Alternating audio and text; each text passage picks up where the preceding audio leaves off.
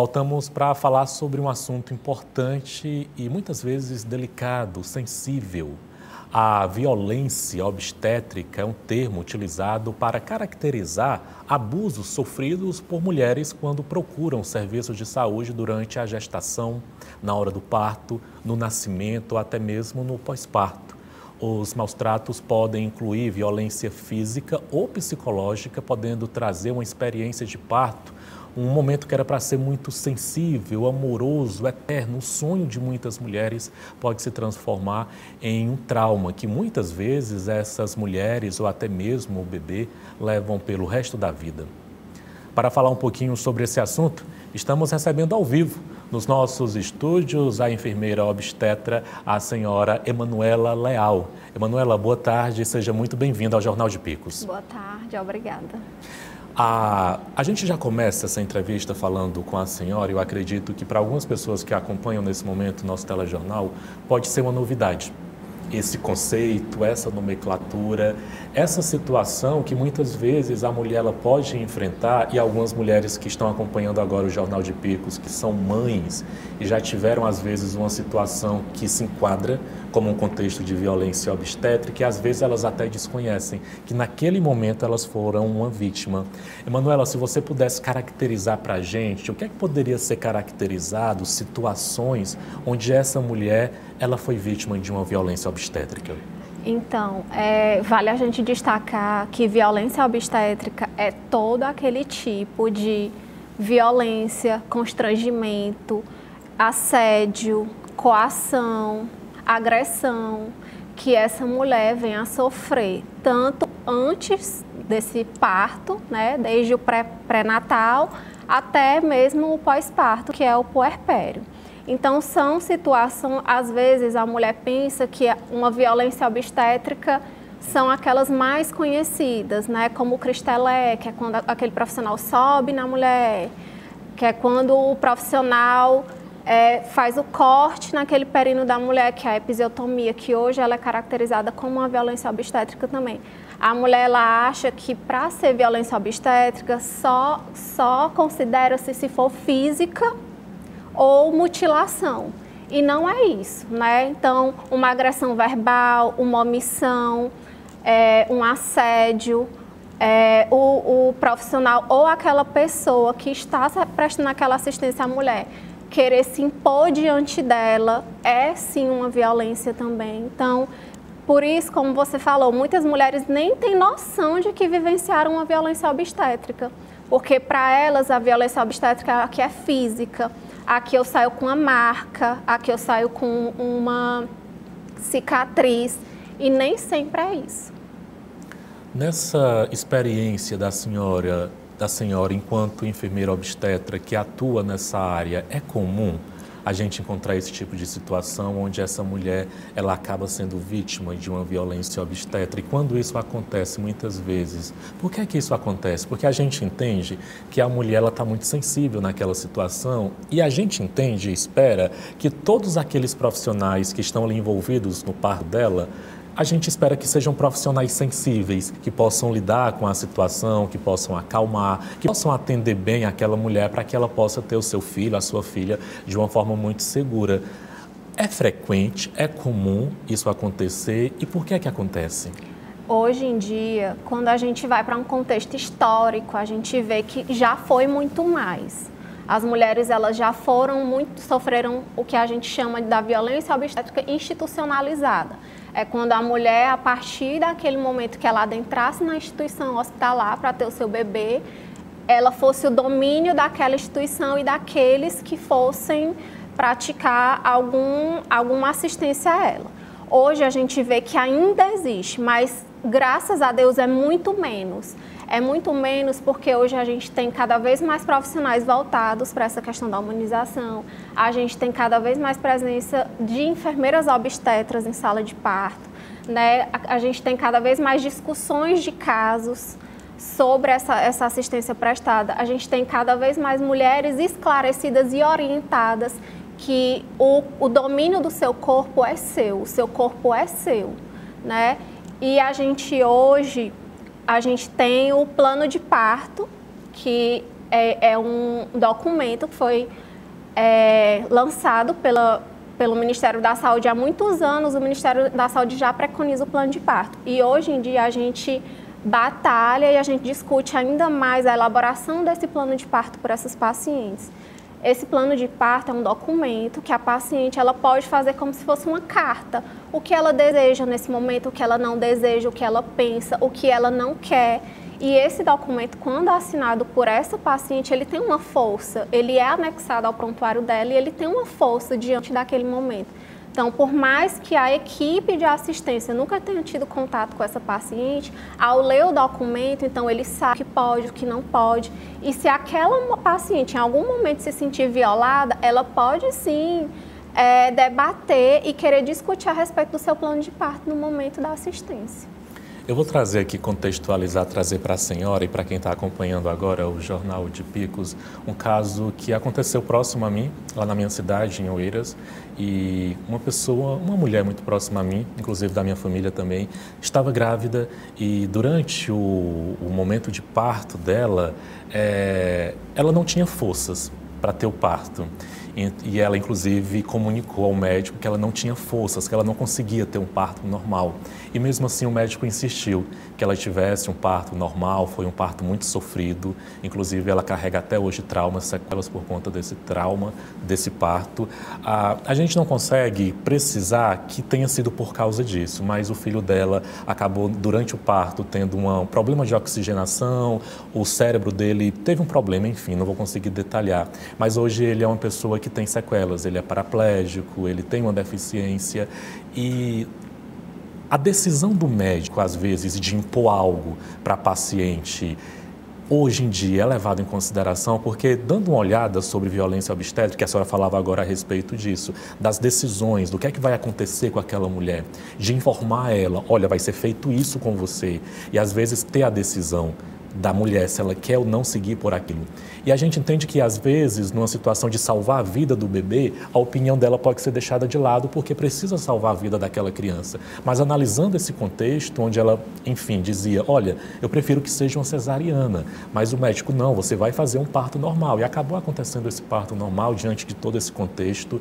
E eu pergunto para a senhora, diante desse exemplo, é sobre respeitar o pedido da mulher, dessa gestante, dessa mãe, o desejo dela e, às vezes, essa imposição desse profissional que, de uma certa forma, está numa situação de hierarquia.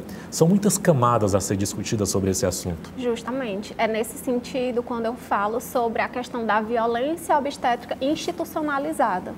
Que a mulher, a partir do momento que ela entra naquela instituição hospitalar, seja ela pública ou privada, ela não está de domínio daquela equipe. A equipe está ali para auxiliá-la, para avaliá-la, para apoiá-la, ajudar nesse momento de parto. Então, como você falou, são várias camadas, né? Nós não temos como precisar em que momento houve realmente um erro, em que momento a gente deveria tomar uma determinada via de parto. Mas só pelo fato de você me referir, e ela fala e tudo, então ela tem o trauma. Então, só isso já nos caracteriza uma violência obstétrica, que ela realmente sofreu uma violência obstétrica. E assim, hoje, apesar da nossa cultura cesarista ser muito alta, nós temos cada vez mais mulheres procurando pelo parto normal, nós temos cada vez mais mulheres esclarecidas sobre as vias de parto.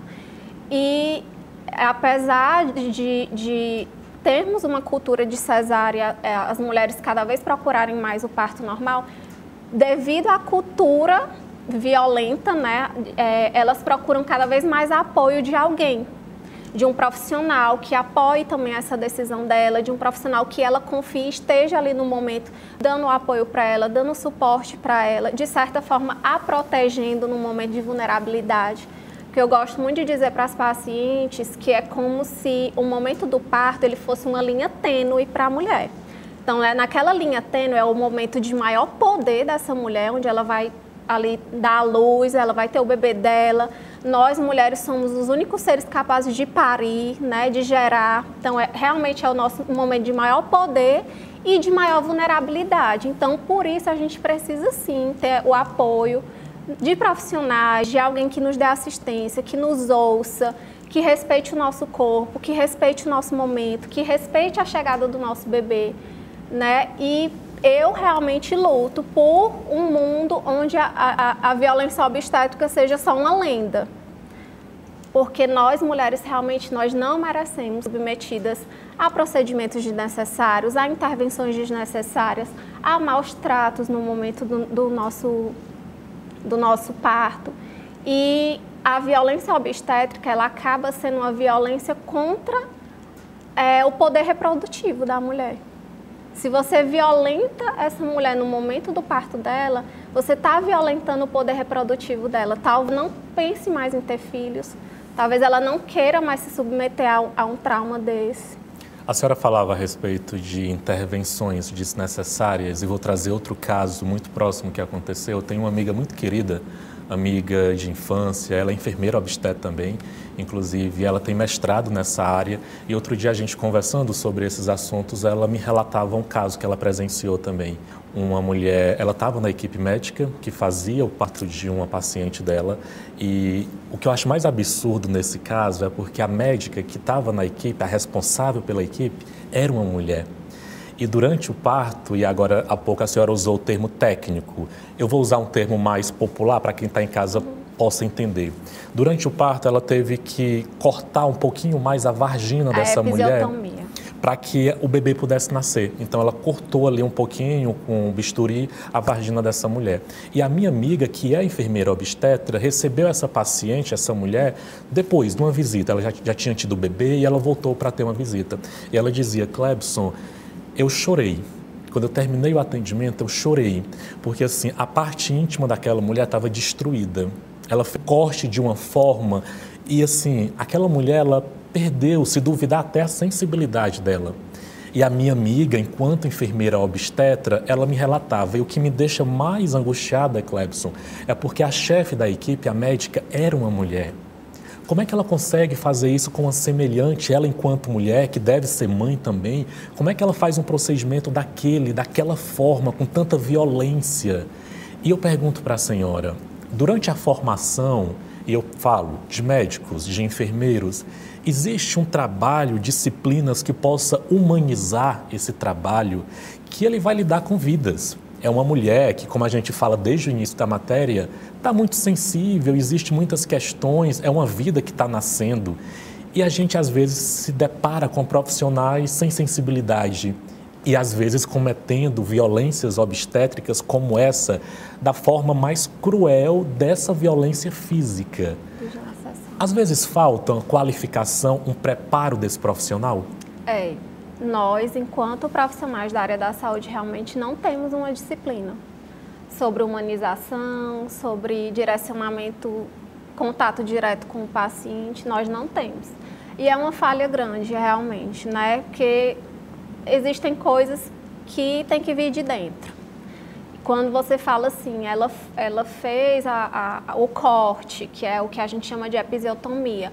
Hoje a gente vê que várias evidências científicas mostram que, apesar da Organização Mundial da Saúde ainda dizer que normaliza até 10% no total de partos de episiotomia, as evidências científicas mostram cada vez mais para a gente que a episiotomia não ajuda o bebê a nascer, não ajuda a mulher a parir, não melhora canal de parto. E, pelo contrário, às vezes a gente tem um risco maior de laceração, né? Porque geralmente nós temos 4 riscos de laceração. Primeiro, segundo, terceiro e quarto grau. E as lacerações maiores, que é terceiro e quarto grau, elas geralmente são causadas mais em pacientes que fazem a episiotomia. Então, se eu vou avaliar o risco-benefício e eu vejo que há um maior risco para essa mulher, que a gente, como você falou também, a gente tem que pensar na mulher como um todo. Nós, mulheres, o parto em si, ele é um evento sexual. A mulher, ela deve continuar a vida reprodutiva e a vida sexual dela. A mulher, ela é um ser que ela deve sentir o prazer, continuar sentindo o prazer dela. Então, a gente não pode ceifar isso da mulher, a gente não pode tirar isso da mulher. E, realmente, eu noto, todos nós notamos que os profissionais, eles têm que ter esse olhar humano, esse olhar de pensar no pós. E o pós, isso aqui, como vai ser a vida dessa mulher? O que eu vou proporcionar para essa mulher? Eu creio que a partir do momento que a gente tivesse esse olhar, a gente reduziria ainda mais o número de mulheres violentadas no momento do parto. É um assunto que ele rende muita discussão, a gente passaria a tarde toda falando sobre todos esses contextos, essas camadas, inclusive essa entrevista era muito aguardada pela nossa audiência, inclusive uma das nossas telespectadoras enviou mensagem para o nosso WhatsApp falando a respeito dessa mensagem, desse estúdio, dessa entrevista, que é a Maria Elisa. Maria, queria agradecer a sua audiência, tá? Obrigado pela sua companhia. A Maria mandou a seguinte mensagem para a gente, assistindo daqui do bairro São José. O Jornal de Picos estava na expectativa para assistir à entrevista da enfermeira obstetra Emanuela Leal. Parabéns. Maria, queria agradecer a sua entrevista. Só para a gente amarrar essa discussão, Emanuela, queria que você falasse de uma forma para a gente objetiva. Quando acontece um caso de situação de violência obstétrica, essa mãe, essa família pode fazer alguma denúncia? Ela pode procurar quem? A minha mãe, ela foi vítima de violência obstétrica. Ela pode procurar quem? Ela faz uma denúncia onde? Ou então até mesmo um profissional de saúde da equipe também que presenciou, ele pode fazer uma denúncia onde? Infelizmente, a violência obstétrica ela ainda não é caracterizada como um crime. O crime de violência obstétrica. Mas os tipos de violência sofridas pela mulher, eles têm vários crimes que caracterizam, como lesão corporal, assédio moral, né? Então, a mulher que ela sofre esse tipo de violência, ela pode procurar a delegacia da mulher, ela pode fazer essa denúncia, ela tem direito ao prontuário dela. Então, realmente é a delegacia da mulher. E quando ela chega lá e ela refere que sofreu uma violência obstétrica, ela vai discorrer os tipos de violência que ela sofreu e assim, em caráter criminal, vai ser enquadrado cada tipo de violência. Conversamos com a enfermeira obstetra, a senhora Emanuela Leal, trazendo informações importantes, inclusive para você, mulher que está acompanhando agora o Jornal de Picos, que ainda não é mãe, que sonha com a sua gestação, fica as informações importantes para que você evite uma situação como essa. E para você que é mulher, já é mãe, e nesse momento, durante a entrevista, você conseguiu identificar que, infelizmente, você foi vítima de uma violência obstetra, nesse momento, receba o nosso abraço. Se ainda tiver tempo, procure a delegacia da mulher e faça a sua denúncia. Emanuela, queria agradecer a sua entrevista. Obrigada a vocês pelo espaço, né? É muito importante a gente divulgar, disseminar, mostrar para a mulher que ela tem sim o poder e a autonomia sobre o corpo dela e da gente lutar pela erradicação do crime que é a violência obstétrica.